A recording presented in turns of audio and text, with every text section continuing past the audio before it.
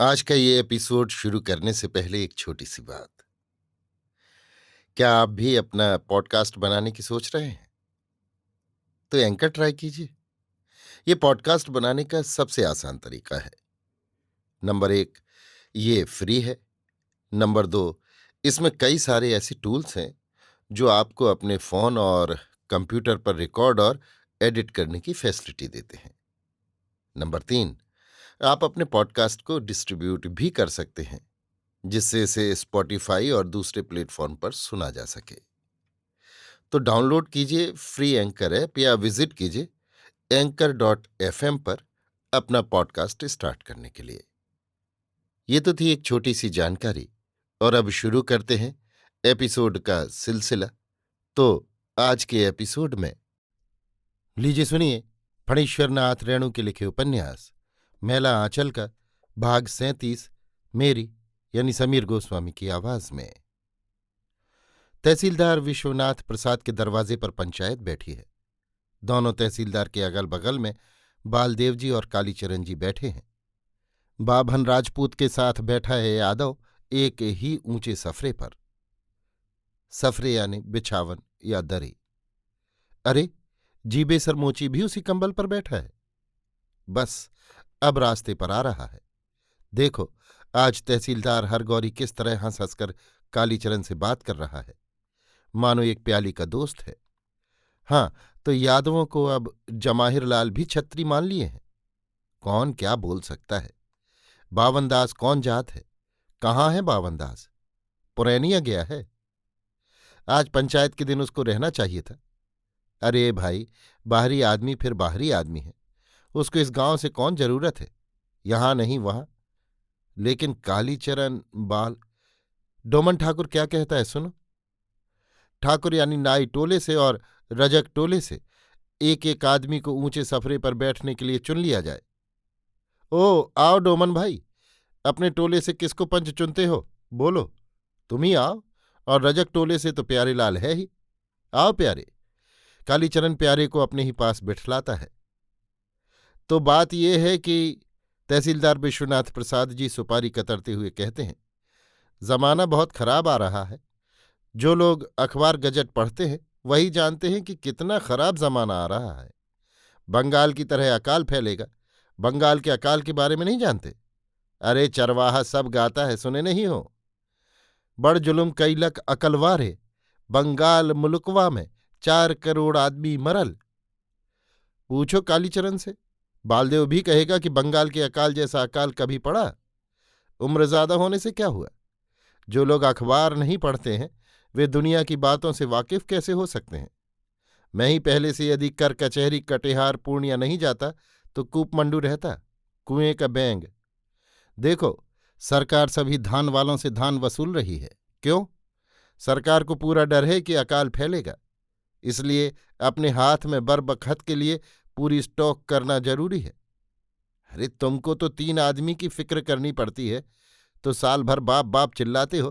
कभी इंद्र भगवान से पानी मांगते हो, सूरज भगवान से धूप उगाने के लिए कहते हो, नौकरी करते हो, कर्ज लेते हो। और जिसको समूचा भारतवर्ष हिंदुस्तान की फिक्र करनी पड़ती है उसकी क्या हालत होती होगी? अभी तुरंत ही तो सभी लीडर जेहल से निकले हैं, तुरंत मिनिस्ट्री लिया है।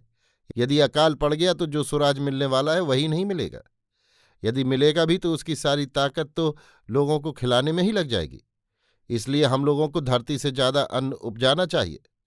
अभी मान लो कि कर कचहरी फर फौजदारी करके तुम खेत पर दफा 144 लगा देते हो, फिर 145 होगा।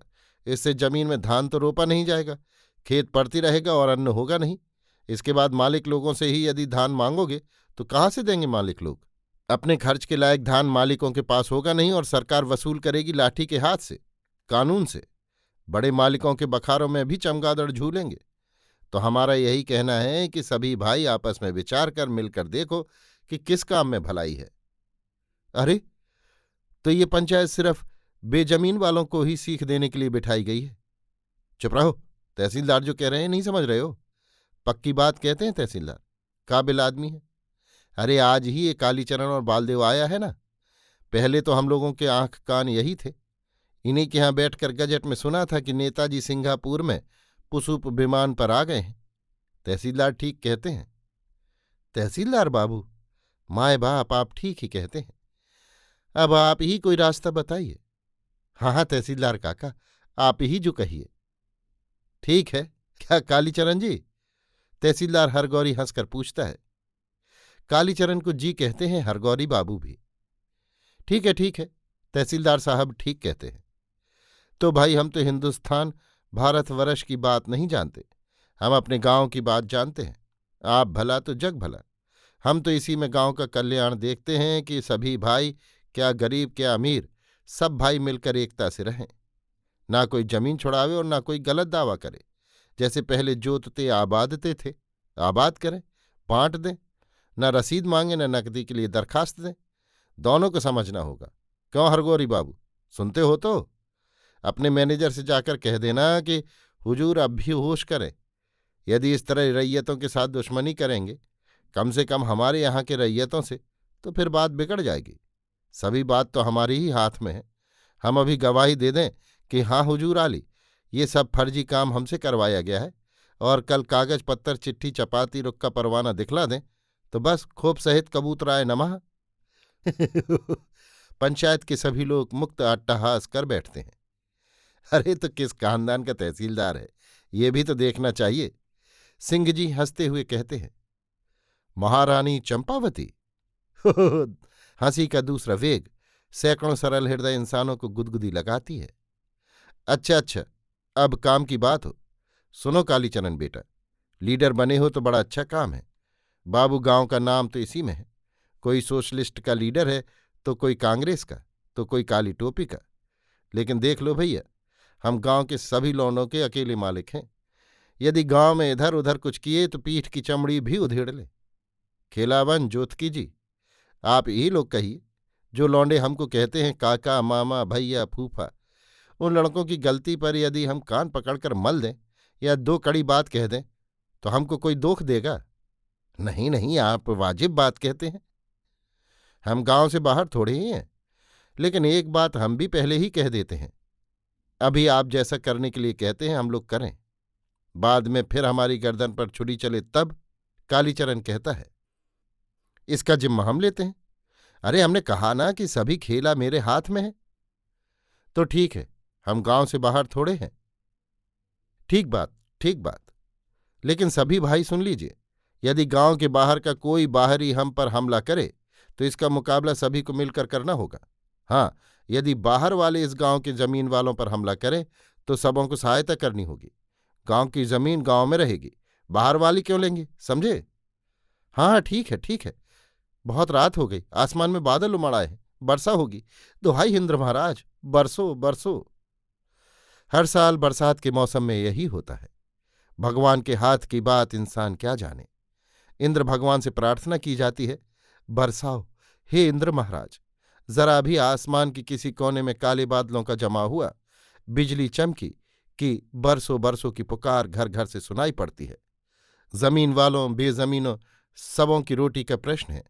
और यदि लगातार 5 दिन तक घनघोर वर्षा हुई और खेतों के आल डूबे कि जरा एक सप्ताह सब्र करो महाराज। इंद्र महाराज की खुशी। यदि उनका मिजाज अच्छा रहा तो प्रार्थना पर विचार कर 1 सप्ताह सब्र कर गए। मौके से वर्षा होती गई, धूप भी उगती रही, तो फिर धान रखने की जगह नहीं मिलेगी। मूसिन पूछे मुझ से कहाँ के रखब धान, ये घाघ की एक सूक्ति है। तहसीलदार विश्वनाथ प्रसाद के पास डाक वचनामृत, भविष्य फल और खान बचन है। पंजिका से हिसाब निकालकर बता देंगे कि ये पक्ष सूखेगा या झरेगा। नक्षत्रों की गणना में यदि स्त्री स्त्री का संयोग हुआ तो 0, यदि पुरुष पुरुष का संयोग निकला तो 0। 1 बूंद भी वर्षा नहीं होगी। चिल्लाने से क्या होगा? ततमा टोला, पासवान टोला, धानुक कुर्मी टोला तथा कोयरी टोला की औरतें हर साल ऐसे समय में इंद्र महाराज को रिझाने के लिए, बादल को सरसाने के लिए जाट जट्टिन खेलती हैं। आज भी जाट जट्टिन का आयोजन है। कल तो पिछियारी टोली की औरतों ने किया था। बादल का एक टुकड़ा थोड़ी देर के लिए आकर चांद को ढक गया था। आज पूर्णिमा है। कल से यदि बरखा नहीं हुई तो सारा पख सूखा रहेगा। ततमा टोली की औरतों ने बाबू टोला की औरतों को निमंत्रण दिया है। एक साथ सब मिलकर जाट जट्टिन खेलें, जरूर बरखा होगी।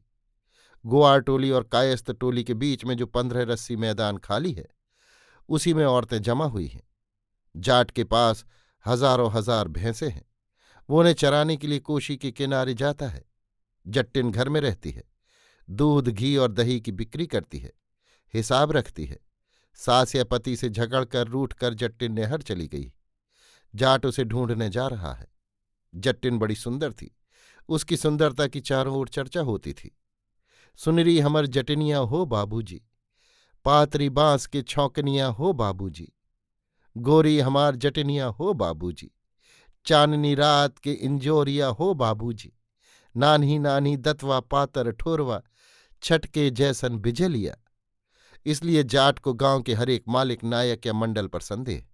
जट्टिन नहर नहीं जा सकेगी। किसी ने जरूर उसे अपने घर में रख लिया होगा। रास्ते में कितने गांव हैं, कितनी नदियां हैं, कितने घाट और घटवार हैं। वो रास्ते के हर गांव के मालिक मड़र और नायक के यहां जाता है। मालिक मड़र यानी मंडल प्रमुख।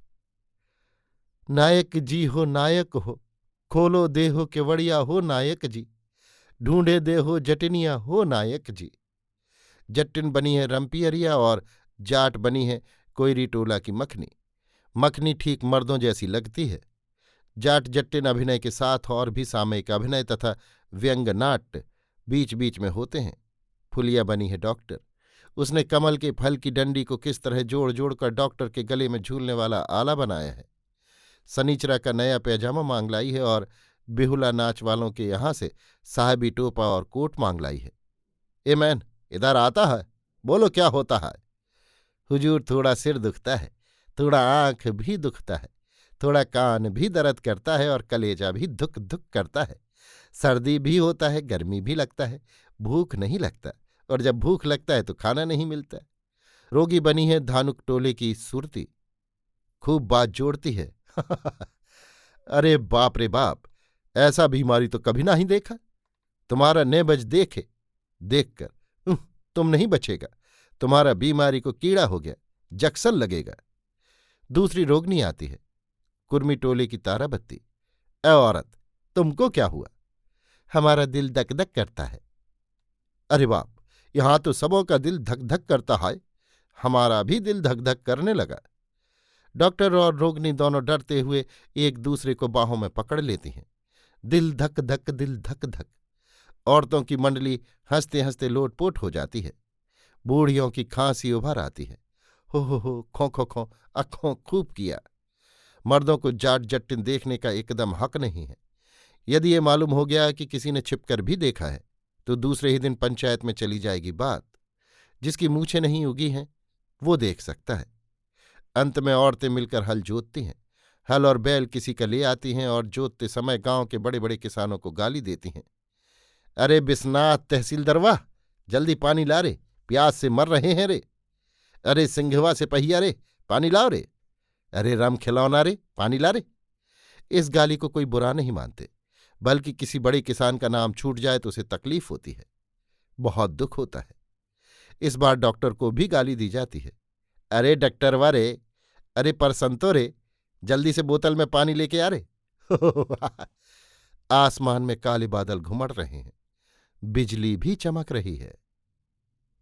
अभी आप सुन रहे थे फणीश्वरनाथ रेणु के लिखे उपन्यास मैला आंचल का भाग 37, मेरी यानी समीर गोस्वामी की आवाज में।